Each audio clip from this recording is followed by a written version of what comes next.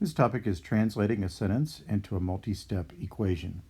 And the first example says, translate the sentence into an equation. 4 less than the product of 9 and a number is 5. Use the variable y for the unknown number. One of my suggestions for a problem like this is find where it says a number. That's going to be your variable, in this case y. And then also find where it says is. That's going to be your equal sign. And now we can go ahead and fill in some of these other numbers. Product is multiplication, and 4 less is subtracting 4.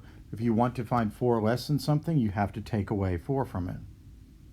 So now if we reread this again, it says 4 less than the product of 9 and a number is y. The product of 9 and a number is 9 times the variable y, and we want 4 less than that, so we're going to take away 4. And then we said that is 5, so it equals 5. Now notice this is not written necessarily in the order that the words are in the sentence, because if we wanted 4 less than something, we have to take away that from that something. We have to get that something first. So that's why we did the product of 9 and a number.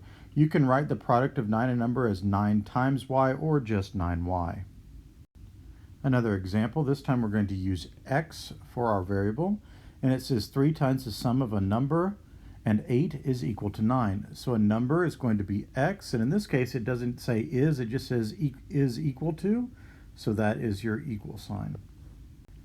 Then we've got some other phrases. Sum means addition, and 3 times is of course 3 times. Now I'm ready to write out my equation, and I'm looking for the thing that I need to do first in the equation, and the thing that I need to do first is find the sum of a number, in this case x, and 8. So this part right here. Don't let this this part right here get confused. This is our variable, and then this over here is this right here is a multiplication sign. So we need to find the sum of a number and 8. That's going to be the number and 8. It doesn't matter whether I write x plus 8 or 8 plus x. Then we're going to multiply that by 3 because we want 3 times that. I'm going to put parentheses around it and put the 3 in front of it just because we generally put our constant in front of a variable expression. And then that whole expression is equal to 9. Another example, this time we're going to use c for our variable. It says twice the difference of a number and 4 is 5. So here's our variable c. And here's is, that's going to be our equal sign.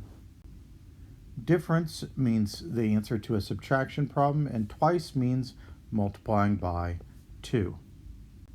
Now I'm ready to put my sentence together, but I'm looking for what I need to do first.